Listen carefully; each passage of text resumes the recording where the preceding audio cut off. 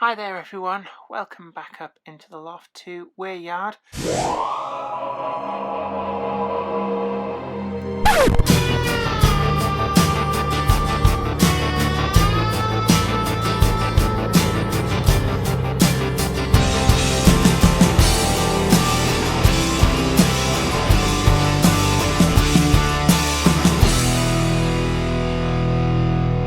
Not a lot's been happening, as you probably already guessed from the videos over the last couple of weeks. Been in hospital ill, so this is really the first opportunity to get back up here and try and do a little bit of work. I do tire very, very quickly because of the illness. I'm still recovering from that, still taking medication for that. And so it is really difficult, but I thought I'd look at some of the little tasks up here in the loft, which in truth I can still try and do. They're not too energetic, I don't need to lean over too much, and it gives me an opportunity to do some simple tasks which keeps my hand into things. So without further ado, I hope you'll join me and let's take a look at what I'm going to be up to. I've said it before, this area here is one of those need to get on with areas. But you can see there's a few little bits and pieces have changed. I've started a little bit of work, a few bits of test fitting, and pardon me if I sound all breathless. That's actually because I am just really struggling here at the moment with the aftermath from the illness. But you can see that I've put in some wooden blocks, glued and screwed them in, and got some balsa wood glued in underneath there. I think I'm going to have to extend that. It's a bit too close to the track for my liking, but that one's fine. And you can see a test fit with some bits and pieces, some scrap pieces left over from some kits, plus the occupation bridge. So, oops, oh dear, didn't want to knock that signal. Actually, it's a testament to those ratio kits that actually that's survived there without an incident. But here's the pieces that I actually made these up right at the start of building the loft layout, and they have never did anything with them. As you can see, they kind of fit in there quite nicely. They need painting first, but then right down in the bottom, I've got to seal all of that area because when I pour in the solid water, all that goo, I don't want it to just leak straight out. Now back here, you can see. I'm going to turn this round. Let's see if I can show you this area here. I've hacked out, there was a pipe there, never really happy with that. But what I've done is I've hacked a hole through the shaper sheet. I'm not sure how low I can really get. Now that's about as low as the phone will get, and it doesn't really show you anything. Scooped out a lot of the polystyrene that was glued in behind there, and what my plan is for there, I'm just going to show you the stuff I've got all going on down here on the floor. So what I've got here is a couple of kits that I've kind of inherited in bits. Now they've been hacked around and bits used elsewhere on other projects. So this is one of them, which is I think it's the Fort Hampton Bridge. Got through Gauge Master, but I think it's a Fowler kit, unless I'm very much mistaken. But obviously distributed in the UK by Gauge Master. And there's a few bits missing from it because it had been used in the location where it had been used. But what I've been doing is I've made up what's going to become a sort of a culvert mouth for going underneath the embankment, and this will be ultimately where that sort of trench will go into underneath the raised section up here, which you can see all my tools sat on and these trains. I think, yeah, if I get down low, you can just see over the top of the controller the actual other end of that trench in there. And that is where the plan for this is going to be. And I've walled off the end with this sort of badly cut together offcuts of plastic. They have been glued quite carefully so that when it sits flat on the ground, there's no gap underneath. And it's just going to be painted black at the back there, like that. And there's no point in modelling a tunnel going way, way back because you're never going to see it. So I need to paint this up. But the slightly fawn coloured yellow plastic. It's from a different kit, and I've been using that.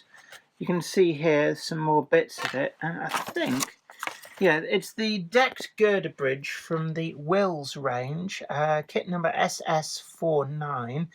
Now, the actual decked girder bridge has gone walkabout, being used on another project elsewhere, but I've been left with all of this sort of stonework for the abutments underneath, and I thought, you know, rather than waste all of this, I just inherited all of this in one big lump, and you can see there's also a load of figures. Not really sure where. Oh, I do know where that's come from. That's from the Airfix RAF kit, I believe. What I've used those for is they're going to become some of the retaining walls. So you can see right at the back there, I've used some in there.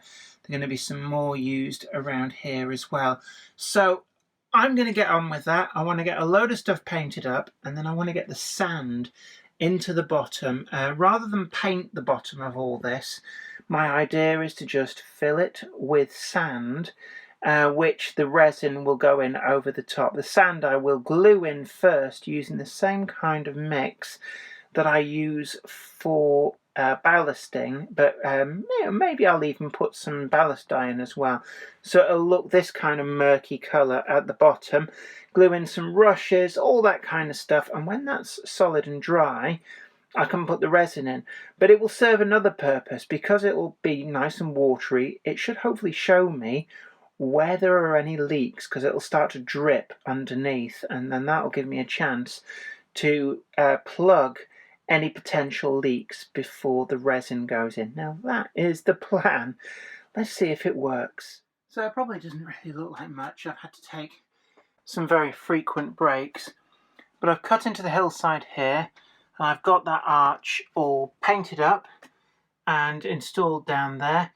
Got some retaining walls that'll get weathered down, just glued in at the moment, and I'm starting to build up what's going to be the riverbed with sand. And what I've done is I've mixed the sand with Ballast Bond. It's a Deluxe Materials product, and this should mean that I can just spray in there from a water sprayer, and that'll wet all that down, and it should sort of settle itself down and just glue in there.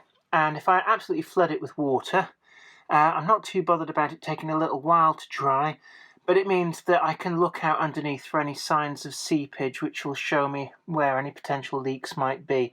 But there's still a lot to do, but I am getting there. The water went in pretty well. It actually held quite a lot of water. I didn't want to overdo it, because there's no point in filling this thing to the brim. You can see at the back there's still a fair amount of water sat in that back area. But those white patches, that is the Deluxe Materials Ballast Magic.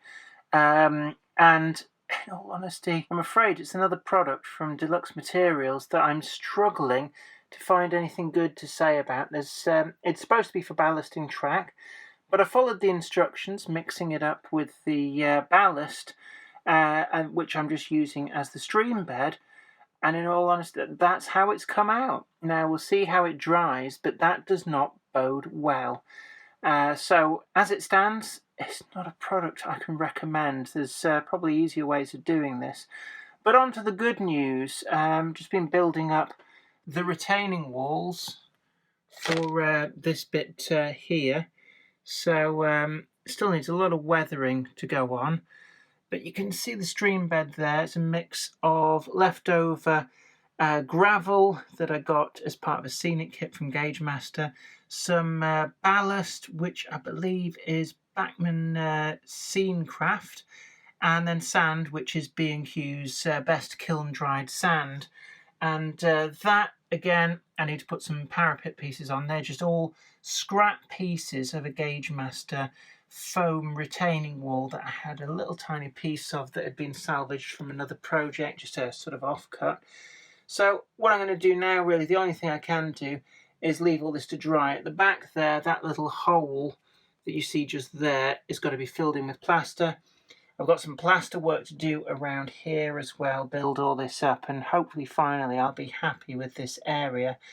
It's been a tricky one actually, because in all honesty, it's changed from being a disused railway line to a disused canal to a sort of a drainage ditch stroke stream. That bit at the top there is going to be like a weir, and then I will have sort of a flat pool at the top, really just to hide that cross member. But yeah, that's where we're up to. I've also painted all of the plastic work for the bridge work that goes on top. So a little bit more work, and then that area is really going to come together. So I'm looking forward to that, but I am absolutely wiped out. Taking it steady. It's a couple of days later from when I filmed last, but I've managed to get in the plaster layer over quite a lot of that area, so all white and garish at the moment, but I really do love these shaper sheets from Scenecraft. They do them in a flat pack. You can kind of trim them, cut them. So easy to use. Gauge Master also do them in rolls. Scenecraft do them in rolls as well. But I have to say it's probably one of my favourite products. So versatile and easy to use. Now that has gone completely solid. It's been in there an hour or so. So you can actually move on to the next part of doing the scenery very quickly, which is what I'm about to do now. And I'm going to put a coat of paint, get the ground cover on, and just build all that up. So I'm going to get on with that now. And after an initial pass of scenic work, that's how it's starting to look. So that brown paint that I put on over the top of the plaster, you wouldn't know it was there. It's just sand, and then 2 shades of scatter, another fine powder to give some earth tones, and then 2 different types of static fibres over the top. I've got the ballast in using a different method. This is the, I'll just get the box for it actually. This is a product that I've tried out for the first time, Ballast Magic by Deluxe Materials. And you mix it dry, it's a very fine powder, into the ballast, so pre-mixed, and then you spread it out in the usual way, and then wet it over just by spraying from a distance. Not say I'm overly enthused, it seems like a solution looking for a problem to me. It does appear to have worked in parts. I'm going to need to weather down all that track, but that's just because there's no dye in there, so you can't really hold that against the product. But other things that have gone on, I've got the bridge sides in place. You can see there the Will's Occupation Crossing Bridge, which I used the sides and some of the brickwork from those. And what you can actually see is there's very little of that culvert is actually visible. It's quite surprising how quickly it all gets covered up. And you're not really going to see anything down through that hole in the middle, it has to be said. What I'm going to do now is I'm absolutely wiped out, so I'm going to go away for a break and a snooze. The box for this claims that it needs 1 to 2 hours fast drying, so let's put that to the test, give it the requisite time, and then I'll come back up and I will start doing things like colour washes and otherwise, just to get all of the brickwork in that culvert sorted out, and also to weather down some of that track.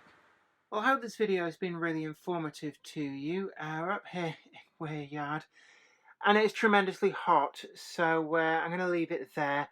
But we've got a good area done that's been pressing over us, needing to be done for quite some time. So I'm really pleased with that. Thanks again for following these series of videos. It's been really good to have your company, and hopefully I'll catch up with you next time. Don't forget to like these videos and share them too. And also subscribe to the channel if you've not already done so, and you'll be the first to know about new videos as and when they go up. But until next time, thanks again for watching. You take really good care of yourself, and this is me, Jenny Kirk, saying bye for now. Today's video has been brought to you in part thanks to the generous donation of my fans on Patreon, and a huge thanks goes out to Anthony Kidson, Mark Anthony, Michael Churchwood, Bob Threeton, Alec Ralph, Anthony Hunt, William Wade, Wayne Johns, and Offshore Alan. If you'd like to help support the show, head on over to patreon.com/Jennifer Kirk. Thank you. Today's video has been brought to you by my books, Bringing Home the Stars, Twinkle Little Star, and also you can get the complete comic collections of All Over the House, Books 1, Books 2, and also the wacky zany Life of Knobty Mouse. Thanks, and catch you later.